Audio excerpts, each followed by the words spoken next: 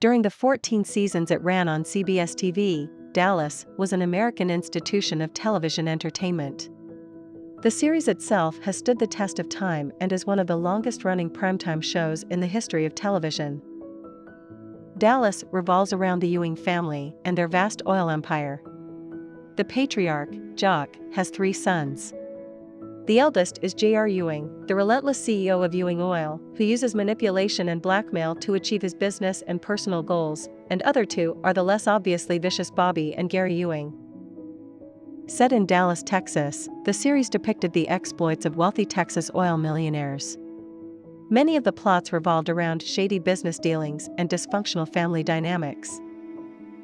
Over a 13-year run, the series dealt with all sorts of issues: alcoholism, drugs, politics, and many more. The great thing about this series is that it doesn't handle any of these topics well. Dallas was, and still is, a TV phenomenon.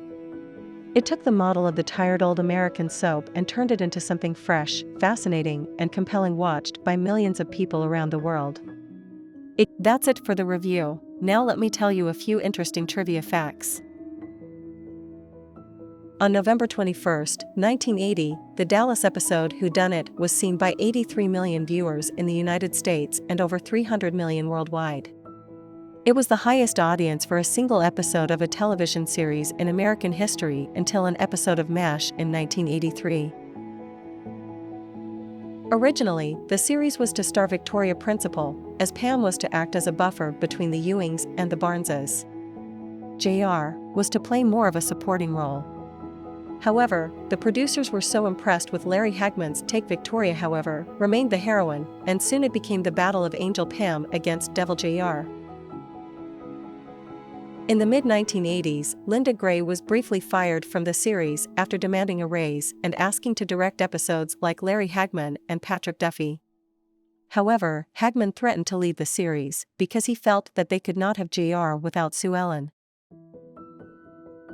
The house used as the South Fork Ranch house was a real Texas estate called Duncan Acres, owned by Joe or Duncan.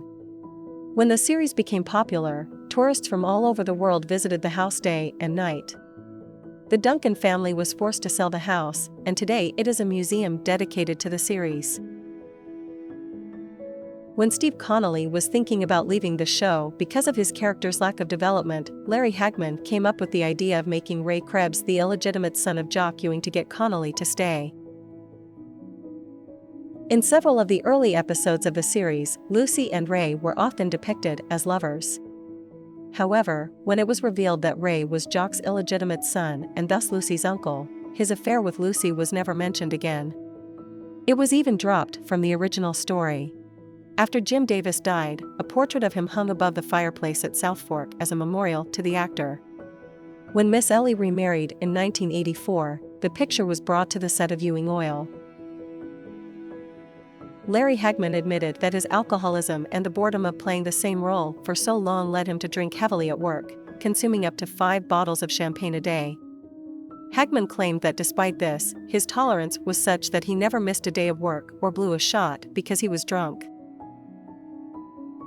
Howard Keel, in his first meeting with the producers of the series, refused to read the script aloud, saying he was a lousy reader and what they saw was what they got. The spin-off Knots Landing was developed first, but the producers couldn't sell it. They developed the series instead, and when it became a success and the station asked for a spin-off, they were able to revive the idea of Knots Landing.